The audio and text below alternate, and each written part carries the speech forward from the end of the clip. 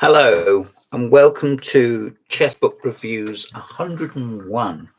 I'm James Pratt, and today I want to look at three books which I bought recently from Chess and Bridge in London, in Baker Street in London. And the first of these is Chess Champion of Moscow, Evgeny Vasiukov. Vasiukov was never a top rank player in terms of the world game, but he was a grandmaster to his fingertips, I'm sure. This is an interesting book. It has a number of photographs. Here is one of Sveshnikov, looking cheerful.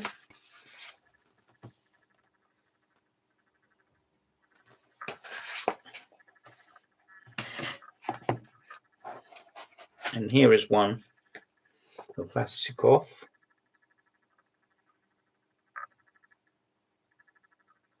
looking concentrated. It includes games against Korchnoi, starting in 1953 and going right through to game 31 against Polygaevsky. Oh, sorry. It's Polygaevsky versus Mecking. So in other words, he's included games by other players. And here's game 30, which is against Balashov.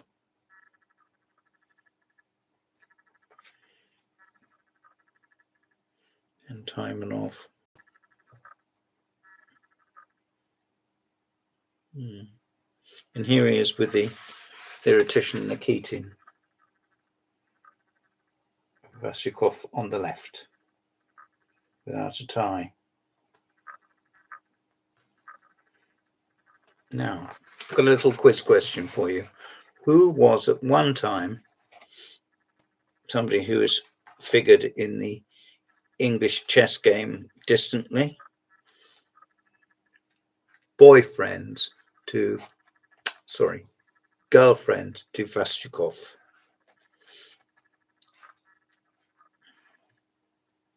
The answer is Mrs. Basman, before she was Mrs. Basman.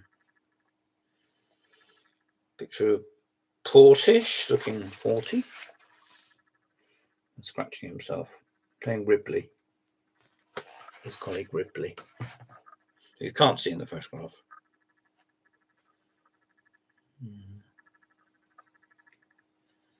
So this is basically a collection of games, not too many, but it looks like fairly digestible notes. It's in algebraic notation, and yeah, it looks pretty interesting. Vasiukov is not a player who any of us really would have imagined would have been anthologized. Here he is with his two daughters. Actually, it looks more like his wife rather than his daughter, but anyway, I shouldn't perhaps be saying something as unkind as that. There we are. This book is published by Elk and Ruby, and I bought it for $7.50, which I hope you will agree is a bargain. The second one is the Livonian Knight Selected Games of Vitolins, and it has a foreword by Sozonko, the Russian grandmaster that's lived for so very long in the Netherlands. I must assume he's still there. There's cross tables in the back. There's cross tables. There we are. Don't know how many, but I imagine gives you a flavour. And his tournament record starting in 1960. So it's I'm horribly afraid Vitolins is dead.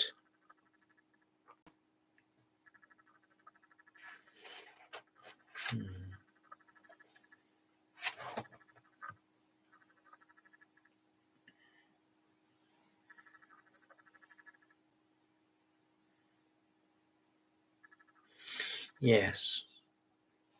His dates were 1946 to 1997.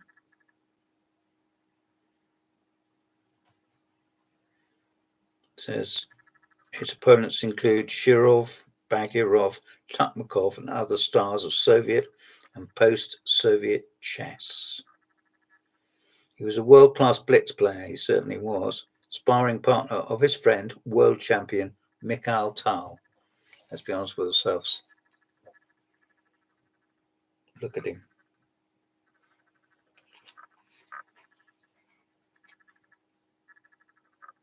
This is like the Vasiukov book.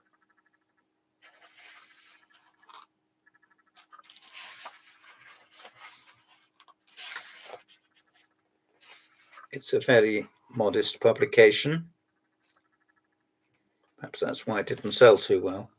I bought all of these at $7.50 each. There's 25 annotated games.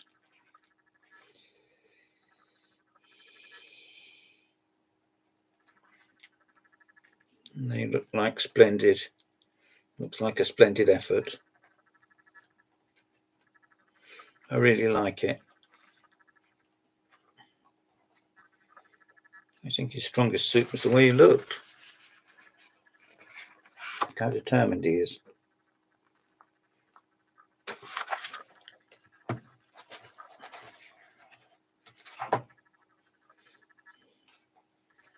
Let's have a look at the forward by Sazonko.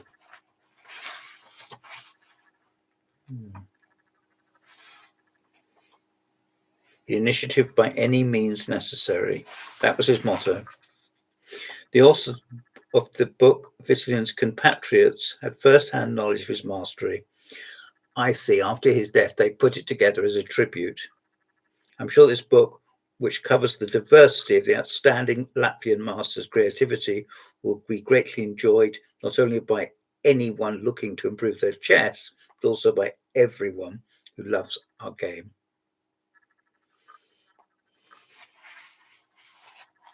He left a mark on many opening breakthroughs, and he even made many of those breakthroughs himself.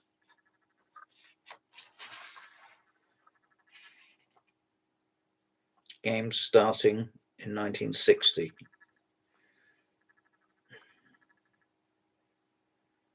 He learned to play chess at 6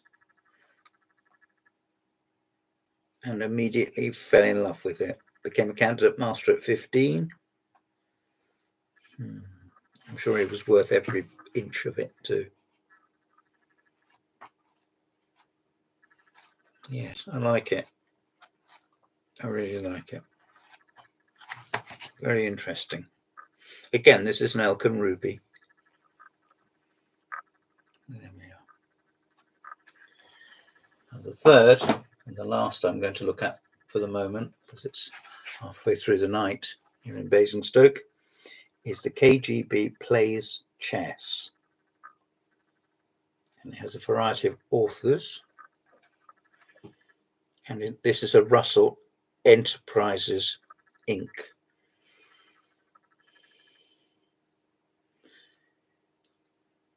This opens, it says, Secret Pages of the History of Chess.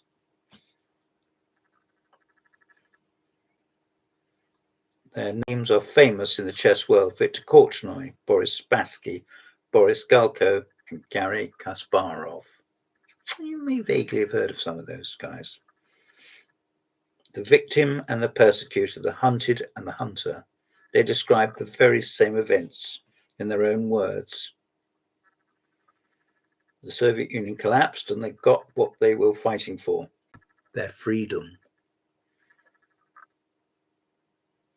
Talks about Popov, who left Russia and went to Canada. Read this book. It's not only about chess, it's about glorious victory of the chess masters over the forces of darkness. Well, that sounds a bit melodramatic. And it's published by Hannon Russell.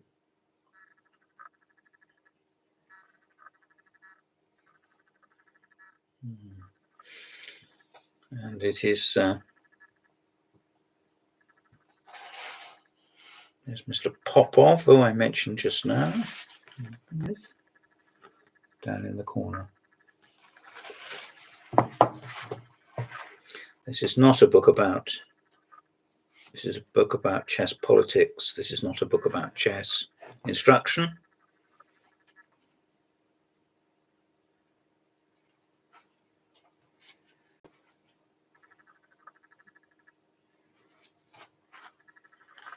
I'm going to have to study this before I can give an assessment. Very heavy going, I would think. Boris Galko talking about his first encounter with the KGB. A good person to review this, ex-Moscow lady, Sarah Hurst. But unfortunately, I'm no longer in contact with Sarah. So I think when her parents died, she came back to this country. But involvement with chess now is fairly modest. I think she still works for New in Chess, possibly doing translation work. I don't know. I could be wrong.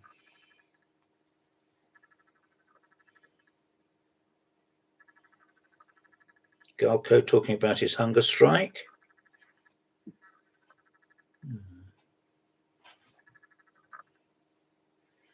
Galko with his sister Bella.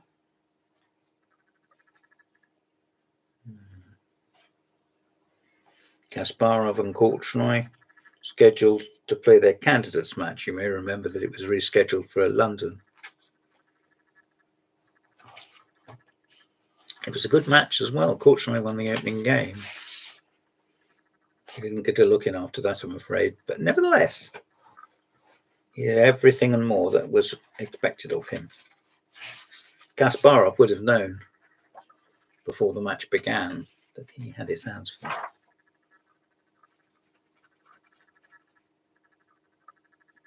Talking about Kasparov and Karpov's match that was unfortunately unfinished. Talking about Waitskin's book, Searching for Bobby Fischer. I used to like that book, that's quite good. I haven't looked at it for years. Talking about Maxim Dlugy.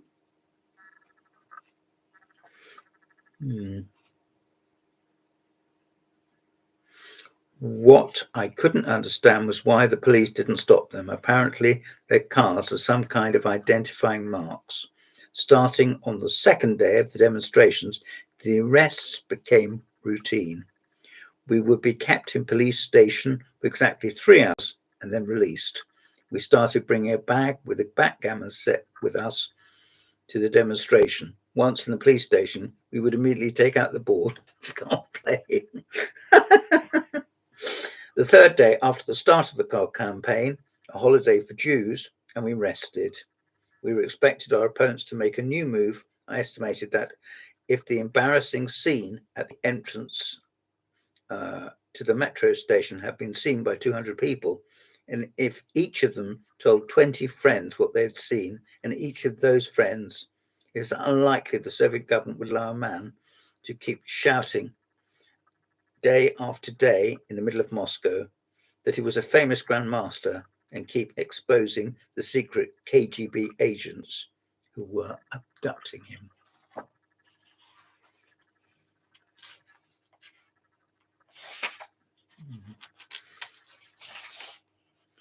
As soon as I'm reading anything and it mentions Trotsky and I've just seen his name come up, I'm always happy, man. So this is mostly about Galko.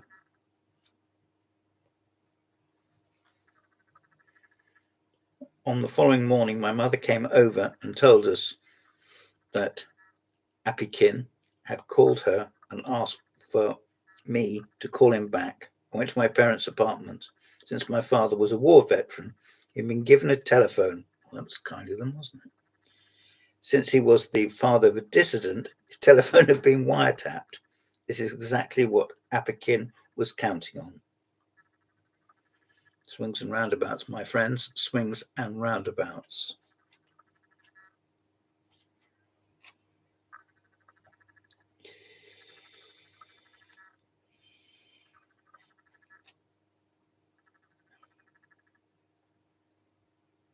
From the moment of our departure, that sense of freedom about which I yelled to Pasha became, for a long time, the dominant feeling in my life. I felt it constantly with every part of my body, including my skin. Apparently, you have to want something desperately for 7 years in order to really experience it once you obtain it. After about a year and a half from departure to the USSR, I was playing an American Open tournament in Los Angeles. For the first day of the competition, I spent a night without sleep, tormented by a wisdom tooth. Oh dear, that's the last thing he wanted. He beat Garry Kasparov, bringing his personal score against him as 3-0. What is the happiest moment of your life after departing from the Soviet Union? Happiest moment of my life, I replied, without hesitating for a second, was the actual moment of my departure from the Soviet Union.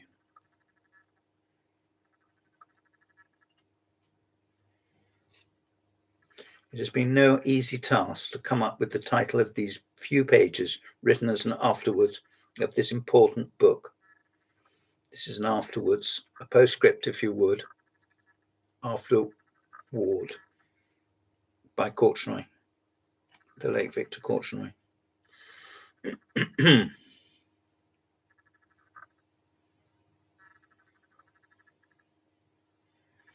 When I moved to Switzerland, the KGB became less active, staying more or less without diplomatic bounds. In the Soviet embassy, about half the staff worked for intelligence. What concretely was the structure of the Russian embassy, and how in that manner was intelligence agents embedded in it. Well, Victor, I'm sure you know the answer to your own question.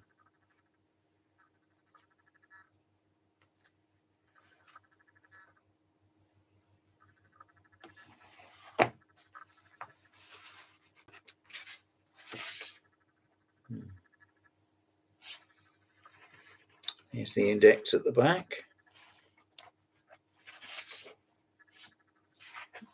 Pleasantly laid out. Nicely printed, isn't it? Once again, this is not a book for students of chess or young players, teenagers, kids. This is for people interested in the world in a broader sense from the political perspective. There it is. The KGB plays chess. This has been Chess Book Reviews 101. It's nearly 2:00 in the in the morning, so I crave your indulgence. Thank you for listening. Goodbye.